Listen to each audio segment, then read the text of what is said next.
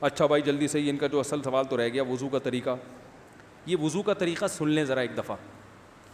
وضو تو سب کو ہی کرنا آتا ہے, لیکن جو صحیح پراپر سنت طریقہ ہے نا اس سے لوگ وضو نہیں کرتے. نماز کا طریقہ تو بڑا لمبا ہے, اب وہ تو پوری کر کے دکھانا پڑے گا نا, تو وہ پھر کسی اور وقت انشاءاللہ.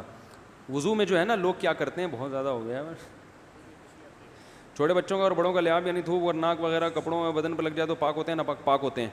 اگر نماز پڑھنے بلی اگر پاؤں چاٹنا شروع کر دے تو پاک رہے گا, بلی کا جھوٹا پاک ہے. تو کیا ہوا, وضو کا جو طریقہ ہے نا لوگ کیا کرتے ہیں عجیب, نارملی تو سب صحیح کر رہے ہوتے ہیں لیکن جو صحیح سنت طریقہ اس کو فالو نہیں کرتے.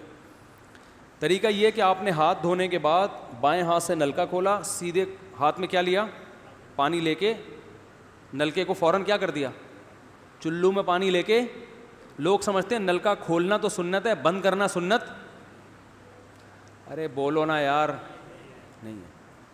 تو کلی تو سیدھے ہاتھ سے کرنی ہے نا, تو الٹے ہاتھ سے آپ کیا کر دیں گے, نلکا بند. کیونکہ نبی صلی اللہ علیہ وسلم جب لوٹے سے پانی نکالتے تھے تو چلو میں پانی لے کے لوٹے کو سیدھا کر دیتے تھے. یہ نہیں کرتے تھے کہ لوٹے سے لوٹا اسی کیفیت میں اور پانی بہتا چلا جا رہا ہے. تو آپ نے نلکے کو لیفٹ ہاتھ سے کھولا اور چلو میں پانی لیا اور فوراً نلکے کو کیا کر دیا, بہت زور سے بھی بند نہ کریں, اس کا واشر خراب ہو جاتا ہے, بس آرام سے بند کر دیا. کیونکہ وہمی ہوں گے نا, وہ یوں کر کے کرتے رہیں گے, نلکے توڑ دیتے ہیں کہ بھئی ایک قطرہ بھی ضائع ہو گیا تو قیامت کے دن کہیں جہنم میں نہ پھینک دیں ہمیں, اس لیے پورے کوئی نمی بھی نہ آئے, تو تھوڑا سا بند کر دیں, ایک آدھ قطرہ ٹپکنے سے کچھ نہیں ہوتا.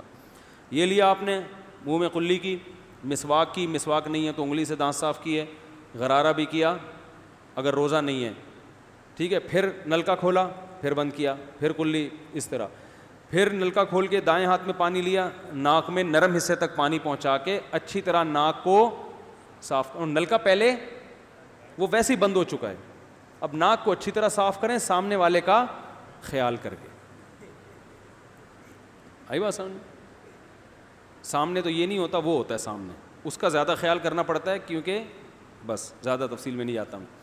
تو چھوٹی انگلی سے اچھی طرح ناک کو صاف کیا, اس کی رطوبتیں نکالی, ٹھیک ہے. پھر نلکا کھولا, دوبارہ پانی لیا, پھر اسی طرح ناک میں بولو بھائی ڈالا, اور نلکا اسی وقت جب چلو میں پانی بھر گیا نلکا اسی وقت کیا کر دیا. اللہ نے دو ہاتھ اسی لیے دیے ہیں کہ اس سے نلکا بند کیا جائے اور اس سے کیا کیا جائے, کھولا جائے. تو پھر یوں کیا, پھر 3 دفعہ, 6 چلو پانی خرچ ہوا نا, چلو اس کو کہتے ہیں, 6 چلو پانی خرچ ہو گیا. پھر آپ نے کیا کیا, نلکا کھولا لیفٹ ہاتھ سے, جو اصل طریقہ ہے وہ تو یہ ہے, سیدھے ہاتھ میں پانی لے کے نلکا بند کیا اور سیدھے ہاتھ سے پانی پیشانی پہ ڈال کے دونوں ہاتھوں سے پھیلا لیا. 3 دفعہ اس طرح کیا. اس پہ عمل نہیں ہوتا تو پھر اتنا کر لو کہ دونوں ہاتھوں پہ کیا لے لو, نلکا کھول کے پانی لے کے پیشانی پہ ڈالو اور فوراً نلکا کیا کر دو, بند کر دو, اور پھر ہاتھوں سے اچھی طرح اس کو ملو. سمجھ میں نہیں آ رہی بات؟ تو یہ عمل کتنی دفعہ کیا, نلکا ہر دفعہ میں بند ہو رہا ہے. ہمارے یہاں جس ٹائم پہ نلکا کھلتا ہے تو جب تک وضو مکمل نہیں ہو جاتا بند ہونے کا نام نہیں لیتا. 3 دفعہ آپ نے منہ اچھی طرح دھو لیا. داڑھی ہے تو اس میں کیا کر لیا, بڑی داڑھی ہے, میری داڑھی ایسی, میں تو چلو سے پوری داڑھی دھو لیتا ہوں, چھوٹی سی داڑھی ہے, تو داڑھی میں خلال کر لیا آپ نے. اس کے بعد آپ نے بازو کیسے دھونے ہیں, بازو دھونے کا بھی یہ طریقہ ہے. لیفٹ ہاتھ سے چلو میں پانی لیا, جب سیدھے ہاتھ میں پانی آئے گا تو یوں کیا. قرآن میں کیا ہے کہ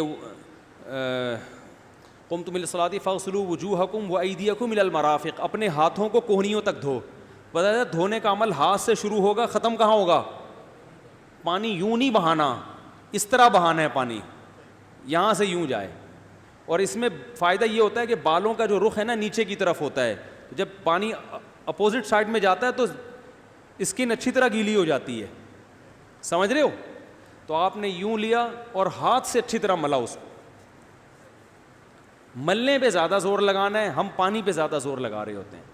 پھر یہ بھی ہو سکتا ہے کہ دونوں ہاتھوں سے لو, دونوں ہاتھوں سے نلکا کھول کے دونوں ہاتھوں سے پانی لے کے, کیونکہ اس میں زیادہ پانی آ جاتا ہے, تو پانی لے کے آپ نے لیفٹ ہاتھ کو بھی یوں کیا نا, تاکہ یہ پانی بھی ادھر ٹرانسفر ہو اور یوں چلا جائے. اس طرح سے آپ نے دوسری دفعہ دھو لیا اور نل کا کیا کر دیا بند, پھر تیسری دفعہ بھی ایسا ہی کیا.